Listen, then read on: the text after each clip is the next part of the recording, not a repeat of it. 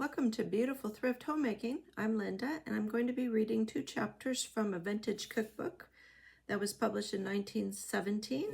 It's called 1,000 Ways to Please a Husband, and we're reading chapters 64 and 65 today, and then we'll discuss them. Chapter 64, Ruth Makes Baking Powder Biscuits. "Oh, Ruth," called Bettina from her door to Ruth, who was walking past. "Come in and stay to dinner." "My dear, I'd love to, but I'm going to have baking powder biscuits, and I remember that you were longing to learn how to make them." "Oh, Bettina, would you really show me?" "I'll simply have to come then. I hesitated because Aunt Martha is here, but I know she'll excuse me for one evening." "What time is it? 5? I'll take these packages home and be back in 15 minutes. When Ruth returned, she found Bettina in her kitchen with all of the ingredients for the biscuits set out on the table. "Perhaps 2 cups of flour will make too many for 3 people," she said. "But Bob has a good-sized appetite these crisp fall days, and he's fond of biscuits with jelly. Now, Ruth, you can get to work. Sift the flour, baking powder, and salt together, and then cut the lard in this way with this knife. Fine. Now add the milk very slowly. Perhaps it will take a little more than 2/3 of a cup. It all depends on the flour. There. Now pat the dough into shape on this floured board, and then you can cut the biscuits out with this little cutter. Yes, about 3/4 of an inch thick. Ruth, those look fine. We'll wait a little while to bake them. They're better perfectly fresh. Set them out in the cold there until I have fixed the macaroni, and then can pop into the oven, and they can pop into the oven at the same time." "That was so easy, Bettina. I do hope those biscuits will be good." The dinner consisted of lamb chops, macaroni and cheese, sliced tomatoes, baking powder biscuits, jelly, apple tapioca pudding, and cream. Bettina's recipes in this book are for the macaroni and cheese, the baking powder biscuits, and apple tapioca.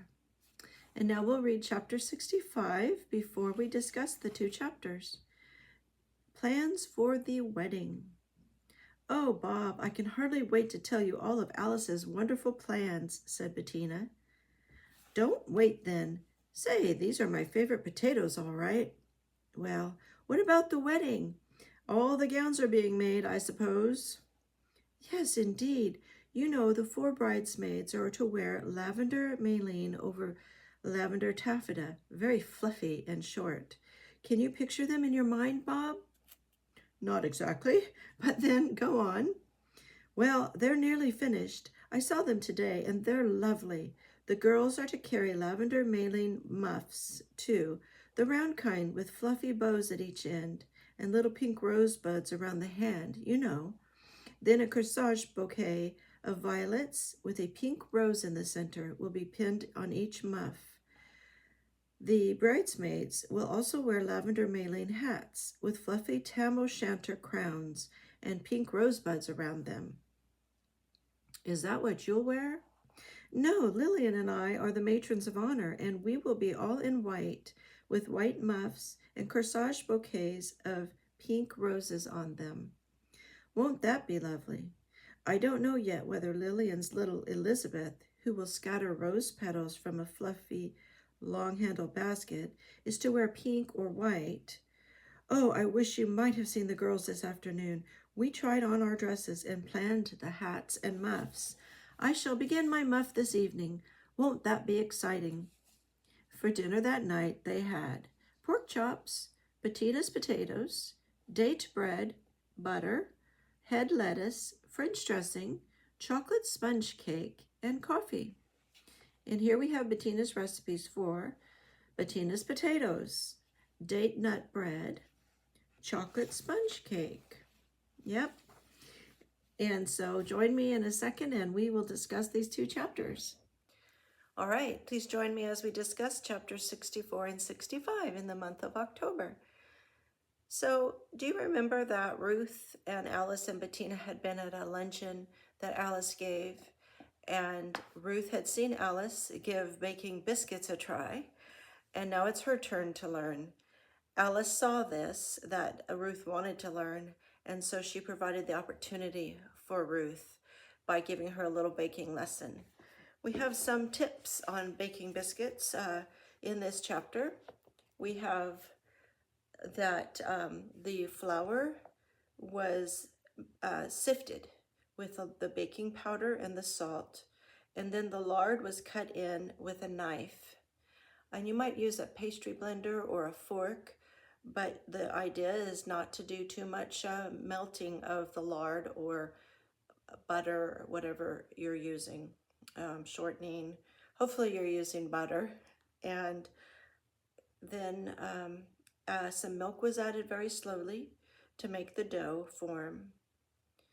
And so that was what they did. And then they patted the dough into shape on a floured board, because remember, the biscuit dough is very sticky. And so you need to flour your board before you pat it out. And then the biscuits were cut with a little cutter, about 3/4 of an inch thick. And then they baked them. All right, so what was interesting in this chapter was that there's a homemade macaroni and cheese recipe given. And very little cheese is used in it. And you know, this in this time, cheese is so expensive, isn't it? Here, excuse me, I'm gonna get a sip of my tea. I'm drinking some chamomile tea this evening. All right, so baking soda biscuits, macaroni and cheese. Macaroni and cheese, a half of a cup of macaroni broken in pieces. So apparently in 1917, macaroni did not come as the little elbows, perhaps. Perhaps it came in long tubes, and they had to break them just the way we do sometimes. Some of us break spaghetti that way. 1 quart of water and a teaspoon of salt, 2 tablespoons of butter, 4 tablespoons of cheese cut in small pieces. So again, you didn't buy pre-grated cheese back then. So 4 tablespoons of cheese cut in small pieces, 1½ cups of milk, 1/2 a teaspoon of salt, 1/4 a teaspoon of paprika, and 3 tablespoons of flour. Cook the macaroni in the boiling salted water until tender, about 15 minutes. Drain and rinse thoroughly with cold water. Melt the butter, add the flour, salt, and pepper. Gradually add the milk and cheese. So you see here again, this is a white sauce, and she's adding cheese to it. Cook 3 minutes. Add the macaroni. Mix well and pour into a well-buttered baking dish. Place in a moderate oven and cook 20 minutes. So I bet that's just delicious, and you might realize that macaroni and cheese is not that hard to make from scratch, with a little know-how about making the white sauce with a little cheese added to it. And so this is going to be nice and creamy and delicious, I'm sure. And then we have the recipe for the baking powder biscuits, and then the apple tapioca. Now the apple tapioca is using 6 tablespoons of pearl tapioca. I'm not sure if that's something you're familiar with or that you have in your diet at all. Then 1/4 a cup of cold water, 1½ cups of boiling water, 1/3 a teaspoon of salt, 3 tablespoons of sugar, 1 cup of sweetened applesauce, and 1/2 a teaspoon of vanilla. And what you do is soak the pearl tapioca in the cold water for 10 minutes in the upper part of a double boiler. Add the boiling water, salt, and sugar. Cook in the double boiler until transparent. That's those little pearl tapiocas are going to become transparent. Add 1 cup of applesauce and the vanilla. Mix well. Serve either hot or cold. Okay, so there's another dessert. You know, in the last chapters, the previous episode, we talked about a cup custard, and that was flavored with nutmeg. And I forgot that I had an old jar of nutmeg. It's a little nutmeg kit that's pretty sweet, because it comes with a tiny little grater for grating the nutmeg. So you can see that is a little grater. And then I have 1 nutmeg left in here. It must be ancient, but you can see that it has squared off sides because it's been run across the grater. Let's just put this down and you can see. So just, yeah. Okay. So grating it like this produces a little bit of fine powder. I'll put some in my hand so you can see. Okay, so I just scraped that across the grater and then ended up with this fine nutmeg. See? So it's still very fragrant. Who knows how old that is? So that's pretty sweet. All right, so I'm gonna just drop that into the jar with the nutmeg and put that back. My mom had that in her cupboard. All right, so I found out a little bit about nutmeg. It is grown in tropical areas.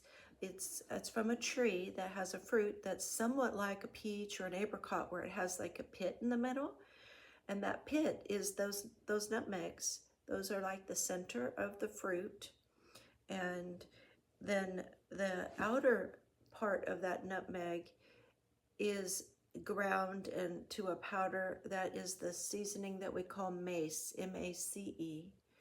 And then it's very similar in flavor composition to nutmeg, but just slightly different. And then the rest of the seed is what we grate, as I showed you, to make nutmeg. All right. So anyway, we're having a pearl tapioca this day instead of the cup custards. So that's what happened then. Ruth has learned to make a baking powder biscuit. Biscuits, by the way, can be learned to be made without a recipe if you just understand the basic proportions that you need. So you could do that with practice. Now, chapter 65, plans for the wedding. Whose wedding is this? Of course, this is Alice's wedding, and the girls are all excited about that. And Bettina has to talk to Bob about her husband, about the dresses for the wedding. And that's quite funny because I know he's not at all interested and he can't probably really picture what she's describing, but he's a good sport, isn't he? And he listens to her and tries to understand what she's talking about.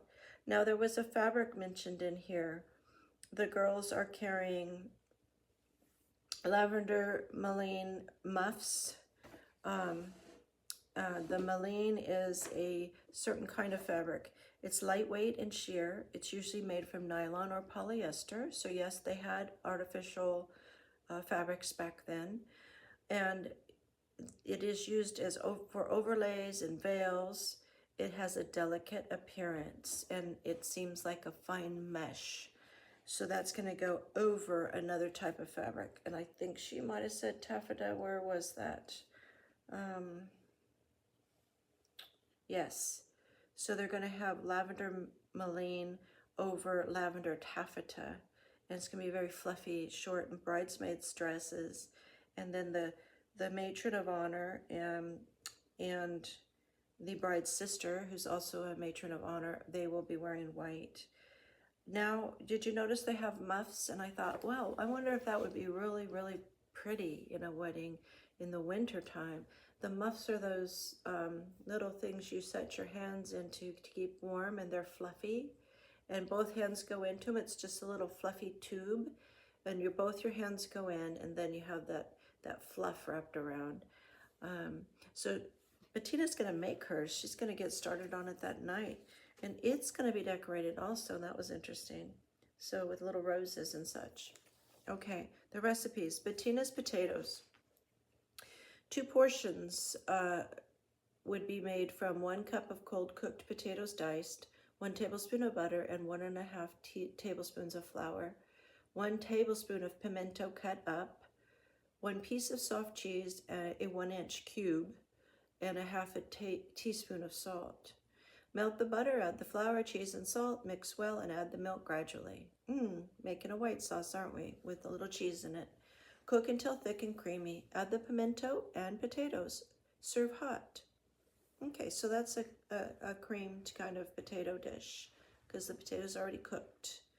All right, then there's a date nut bread recipe, and we have had something similar, very similar before. We've had date nut and different kinds of loaves and stuff made with dates seemed more popular than I would have thought.